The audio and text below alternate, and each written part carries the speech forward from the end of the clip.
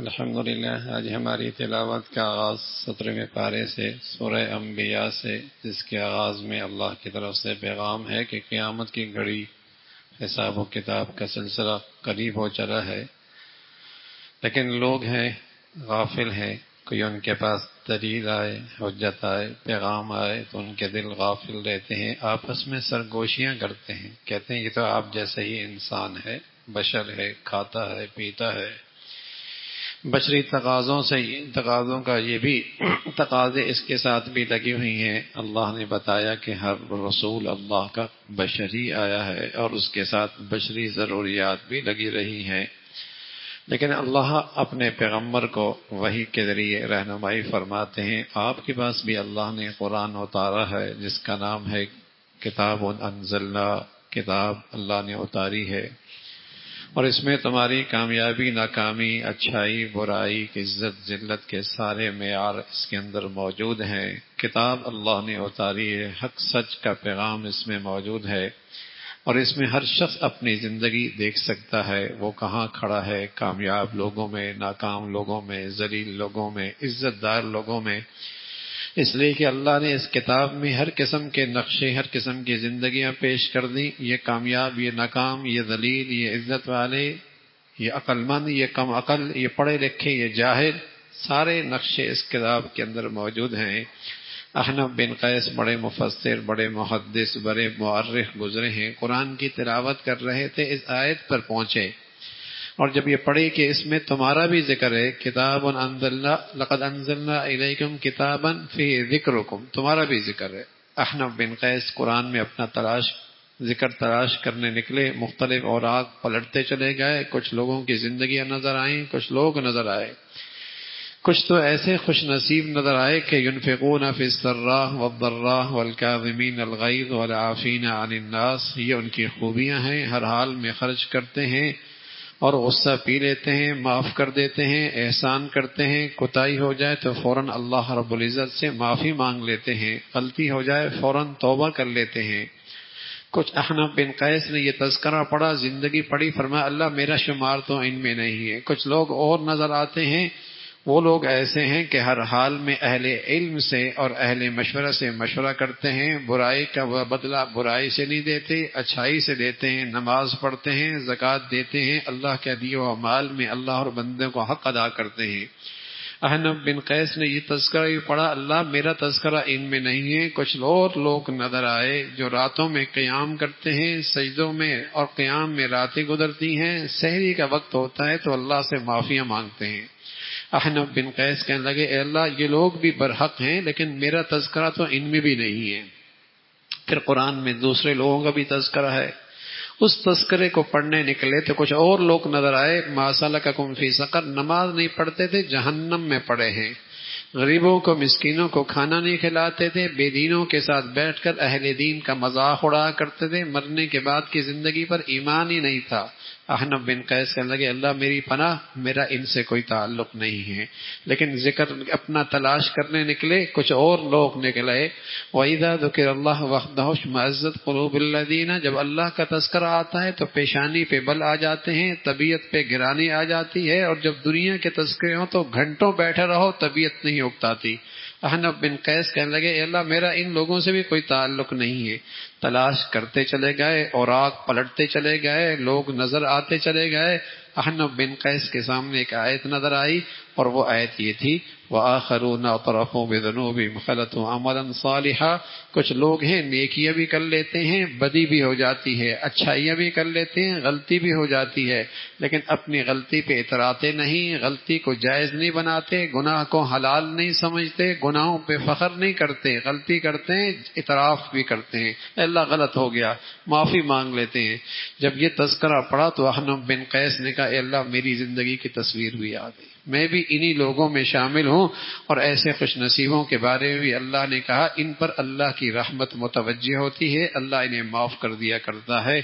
تو قرآن اللہ کی کتاب ہے، اس میں ہر قسم کی زندگی موجود ہے، ہر آدمی اپنے آپ کو دیکھ سکتا ہے وہ کہاں کھڑا ہے۔ کچھ لوگ تو ایسے ہیں کچھ لوگ تو ایسے ہیں کہ سب کچھ اللہ کے دین کے لیے لگاتے ہیں، جیتے ہی اللہ کی خاطر ہیں، اور کچھ لوگ ہیں بالکل کنارے پہ کھڑے ہوتے ہیں، مفادات پہ نظر ہوتی، دین کا فائدہ تو دین کے بڑے علم بردار، دین کے بڑے دعوے دار، اور جہاں دین کے راستے میں ذرا سی آزمائش نفس اور خواہشات پر حالات آتے ہیں، فوراً دین کی زندگی سے دستبردار ہو جاتے ہیں۔ ایسے لوگ بھی قرآن کے اندر اللہ نے ذکر فرمائے۔ پھر احنف بن قیس کے تذکرے کے بعد قرآن کی اس آیت کے بعد فرمایا جب اللہ کی پکڑ اللہ کے نافرمانوں پر آئی تو وہ بستیوں سے نکلنے لگے، اللہ نے پھر انہیں واپس بستیوں کی طرف بھیجا اور فرمایا اب وہی تم اپنی زندگی تلاش کرو، اسی نقشوں میں اب تمہارے لیے موت کا نقشہ ہے، اسی کا تذکرہ فرمایا خدا الہ ایک ہے، دو الہ ہوتے تو زمین کا نظام درم برہم ہو جاتا۔ ایک کہتا گرمی ہونی چاہیے، ایک کہتا سردی ہونی چاہیے، ایک کہتا اسے صحت ملنی چاہیے، ایک کہتا اسے بیماری ہونی چاہیے، نظام درم برہم ہو جاتا۔ معبود برحق ایک ہے، اسی کا تذکرہ۔ پھر اللہ کی قدرت دیکھو، زمین و آسمان کا یہ نظام ہے، کوئی پھٹن نہیں ہے آسمان پہ، صدیوں سے بنا یہ چھت ہے، کہیں پھٹن کہیں دھڑاڑ کچھ بھی تو نہیں ہے، اس ذات کی شان ہے۔ اسی ذات نے پہاڑ زمین پہ گاڑ دیے، راستے بنا دیے، سورج چاند پیدا کر دیے، سارا یہ نظام اکیلے اللہ نے پیدا فرمایا ہے۔ ہاں یہ آپ سے کہتے ہیں آپ مر جائیں گے تو آپ کا نظام بھی ختم ہو جائے گا، فرمایا مرنا تو سب نے ہے۔ پھر اللہ اس دنیا میں ہر ایک کو آزماتا ہے، کسی کو دے کر آزماتا ہے، کسی کو لے کر آزماتا ہے، شکر کون کرتا ہے، صبر کون کرتا ہے، اسی کا تذکرہ فرمایا۔ پھر ایک دن آنے والا ہے ترازو قائم ہوں گے اور پوری زندگی کا حساب ہوگا، رتی بھر نیکی ہوگی یا برائی ہوگی اس کا بھی حساب و کتاب ہوگا۔ پھر حضرت ابراہیم علیہ الصلوۃ والسلام کا تذکرہ ہے، جب قوم کو اللہ کی وحدانیت کی بات سمجھائی قوم کو سمجھ میں نہیں آئی، ایک دن وہ اپنے میلے کے لیے باہر نکلے تو آپ بت خانے میں داخل ہوئے، اور بت خانے میں جب داخل ہوئے ہاتھ میں کلہاڑی دی، کسی کی گردن اڑائی، کسی کا سر اٹھایا، کسی کی کندھا اٹھایا، کسی کی ٹانگیں کاٹی، اور جو ان کا بڑا تھا اس پر اس کلہاڑے کو رکھ دیا۔ قوم واپس آئی، اپنے معبودوں کا یہ حال دیکھ کر کہنے لگی یہ کس نے کیا ہے، بڑی زیادتی کی ہے۔ تذکرہ جانتے تھے کہ ابراہیم ہمارے معبودوں کا تذکرہ خود اچھا نہیں کرتا تھا، لگتا ہے یہ وہی ہے۔ دربار میں بلایا گیا، ابراہیم تو نے یہ کیا ہے؟ حضرت ابراہیم فرمانے لگے اس سے پوچھ لو نا، اس سے پوچھ لو، یہ بتا دے گا، یہ تمہارا معبود ہے۔ بڑے شرمندہ ہوئے، بول کہاں سکتے ہیں۔ ابراہیم علیہ الصلوۃ والسلام کو موقع ملا بات کرنے کا، فرمایا تف ہے تمہاری عقل پہ، جو اپنے کو نہیں بچا سکتے تمہیں کیا بچائیں گے، جو اپنے لیے مفید نہیں وہ تمہیں کیا نفع پہنچائیں گے، جو اپنی حفاظت نہیں کر سکتے تمہاری کیا حفاظت کریں گے۔ سچ کہہ رہا ہوں، جو اللہ کا در چھوڑتا ہے وہ ایسی خوار ہوتا ہے، کبھی قبروں پہ جھکتا ہے، کبھی پتھروں پہ جھکتا ہے، کبھی سورج کی پرستش کرتا ہے، کبھی درختوں کے سامنے جھک رہا ہوتا ہے، کہیں مٹی پہ سر مار رہا ہوتا ہے۔ جو اللہ کا در چھوڑتا ہے پھر دنیا میں یوں ہی خوار ہوتا ہے۔ فرمایا اف لکم، تف ہے تمہاری عقل پہ، تم کس طریقے سے اللہ کی غیر کی پرستش کرتے ہو۔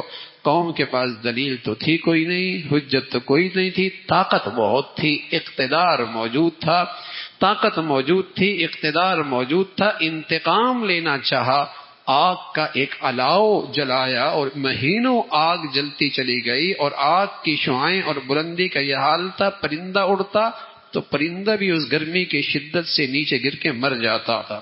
ابراہیم علیہ الصلوۃ والسلام کو ڈالنے کا موقع آیا، کیسے ڈالیں، قریب کون جائے، اس زمانے کی توپ جسے منجنیق کہتے ہیں، دور سے یوں پھینکا ابراہیم علیہ الصلوۃ والسلام کو۔ اللہ بھی اللہ ہے، بڑی قدرت والے ہیں، آگ میں کیا طاقت ہے جلانے کی، آگ میں کیا طاقت ہے، وہ تو اللہ کی مخلوق ہے۔ پانی میں ڈبونے کی طاقت تاثیر کس نے رکھی؟ اللہ نے، لیکن موسیٰ کو تھوڑی ڈبویا ہے، فرعون کو ڈبویا ہے۔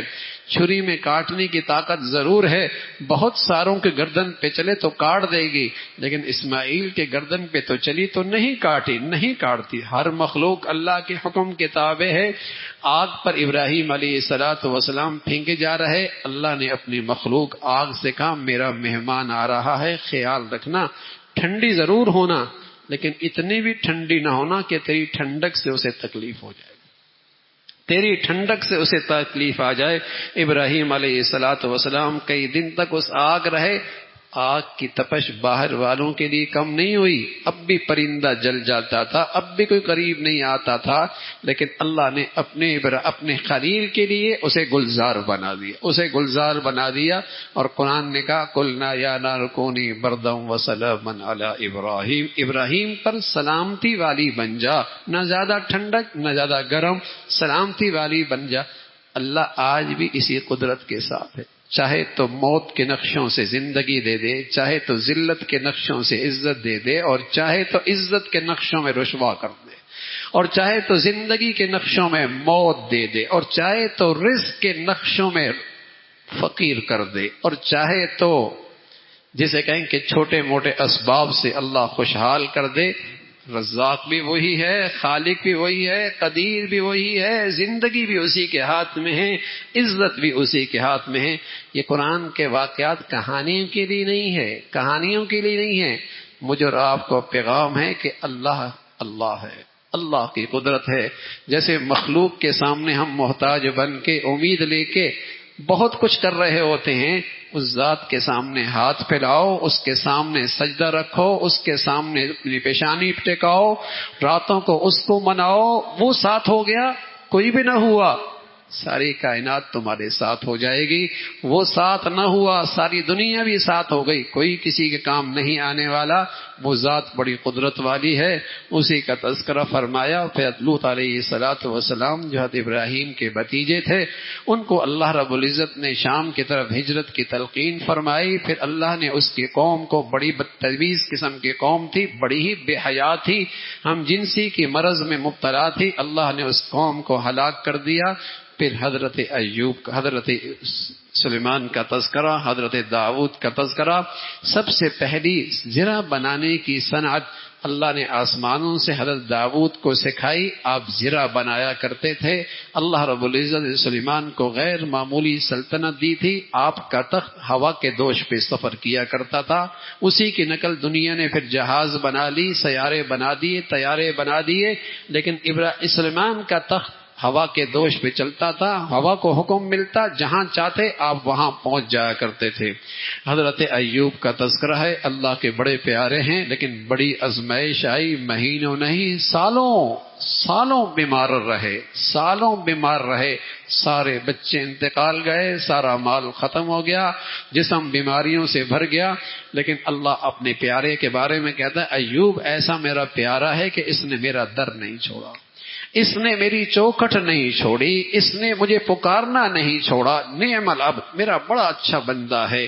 تو پھر اللہ نے ایوب علیہ السلام کو نجات دی۔ بس اوقات اللہ اپنے بندوں کو کن کن نقشوں سے اوپر بلندیوں پہ لے کے جاتے ہیں، وہ حکیم ذات ہے، وہ علیم جانتے، وہی جانتی ہے۔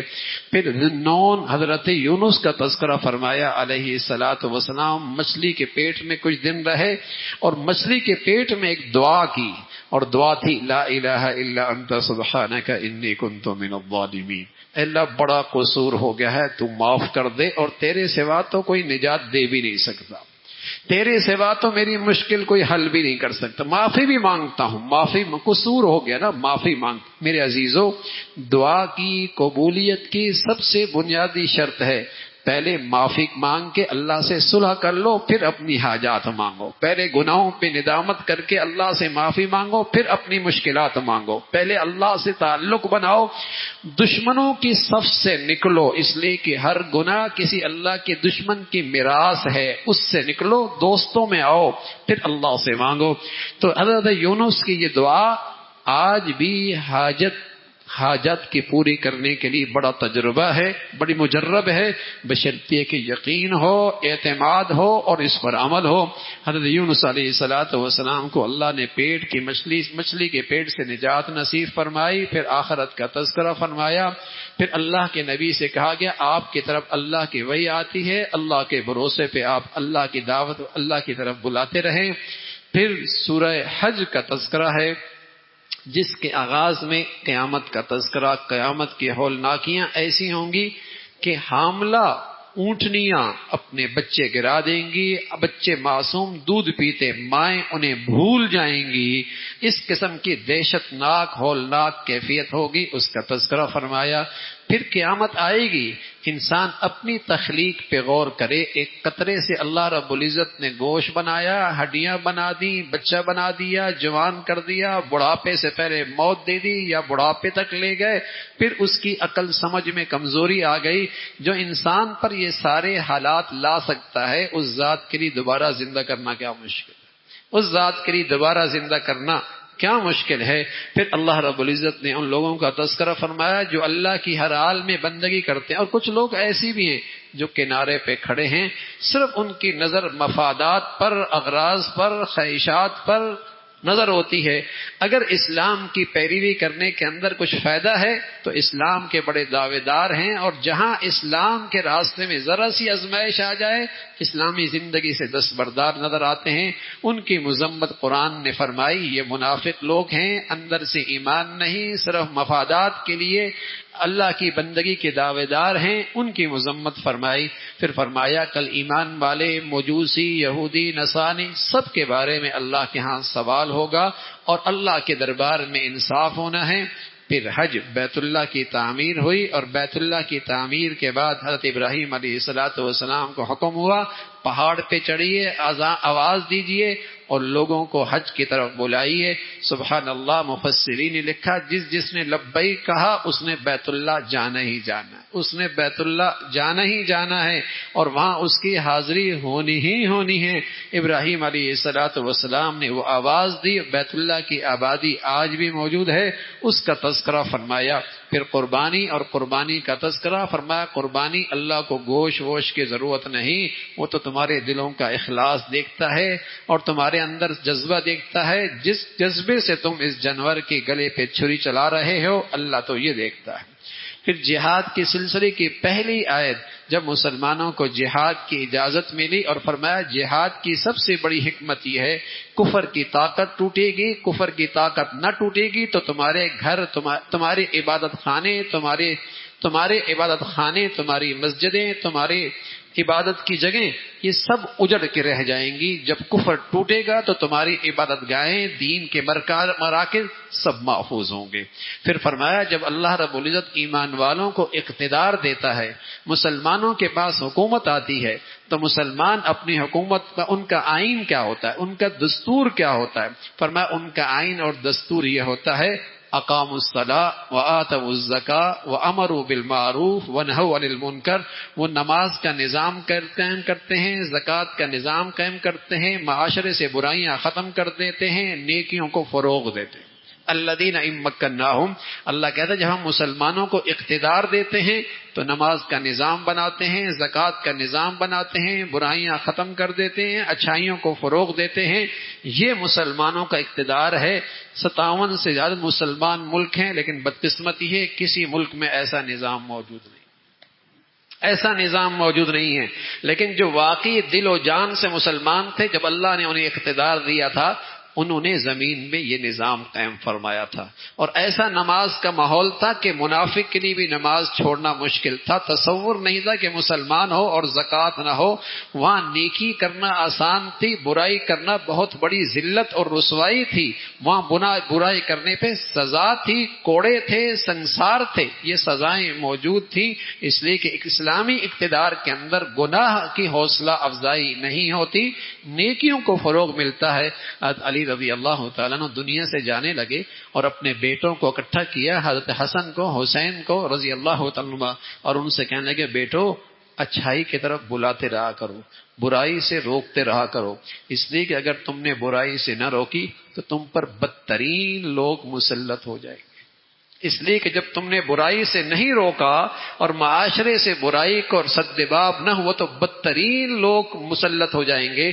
اس لیے کہ جب عوام گناہ سے بھری زندگی گزارے گی تو پھر ظاہر ہے جب اکثریت بے دین لوگوں کی آئے گی تو جو منتخب ہوں گے وہ بھی بے دین ہی ہوں گے. اور خاص طور پہ مغربی جمہوریت کا تو یہ اثر ہے بھائی. جتنی دنیا میں برائی بڑھتی چلی جائے گی اور سارے برے مل کر بروں کو ہی انتخاب کریں گے، سارے برے مل کر بروں ہی کا انتخاب کریں گے نا. جب بھنگی کا ووٹ اور ایک ولی اللہ کا ووٹ برابر ہوگا اور ایک نمازی کا اور ایک شرابی کا ووٹ برابر ہوگا اور ایک باحیا اور ایک بے حیا کا ووٹ برابر ہوگا، تو جب دنیا میں برائیوں کو فروغ ملے گا تو برے ہی اوپر آئیں گے نا۔ تو اس لیے فرمایا علی رضی اللہ تعالی فرمایا کہ بیٹے برائی سے روکتے رہنا، نیکی کی طرف بلاتے رہنا، ورنہ تمہارے پر بدترین لوگ مسلط ہو جائیں گے۔ اس کا تذکرہ فرمایا کہ اسلامی حکومت میں نماز کا نظام بنتا ہے، زکوٰۃ کا نظام بنتا ہے، گناہوں کا سد باب ہوتا ہے، نیکیوں کو فروغ ملتا ہے۔ پھر اللہ نے اپنے حبیب صلی اللہ علیہ وسلم سے فرمایا آپ سبھی کو اللہ کی طرف بلائیں، جو نیکی کرے گا اللہ اس کے لیے اپنی رحمت، اپنی جنت رکھی ہے، اور جو پھر بھی نافرمانی کی زندگی بھی کمر بستہ ہوگا اس کے لیے ذلت اور جہنم کا عذاب ہے، اس کا تذکرہ فرمایا۔ پھر اللہ کی بڑائی، اللہ کی قدرت، زمین و آسمان کا یہ سارا نظام یہ اس کا ہے، اللہ کے سوا جن کو کوئی اور پرستش کرتے ہیں وہ کوئی بھی ان کے لیے حاجت روا مشکل کشا نہیں ہے۔ فرمایا مشرک شرک اس لیے کرتا ہے کہ وہ اللہ کو پہچانتا نہیں، ورنہ تو ان کے معبود اتنے کمزور ہیں کہ ان پہ رکھے سامنے کھانے پینے کی چیز اگر کوئی مکھی بھی اٹھا کے لے جائے تو ان معبودوں میں اتنی بھی طاقت نہیں کہ اس مکھی سے واپس بھی لے لے، اتنے کمزور ہیں کہ اس مکھی جو لے کے جا رہی اس سے وہ واپس لے کے آ جائیں۔ ضعف الطالب والمطلوب، ان کا معبود بھی کمزور، ان کی پرستش کرنے والی بھی کمزور۔ حق یہ ہے کہ اللہ کو نہیں پہچانتے۔ لوگوں اللہ کو پانے کے لیے کچھ مجاہدہ کرو، کچھ اپنے نفس پہ قابو رکھو، کچھ اللہ کی ماننے کے لیے ہمت اور حوصلے سے کام لو، نماز پڑھو، زکوٰۃ دو، اللہ کی رسی کو مضبوطی سے پکڑو، اور وہ اللہ تمہارا بہترین مددگار ہے، بہترین کارساز ہے۔ اللہ عمل کی توفیق نصیب فرمائے۔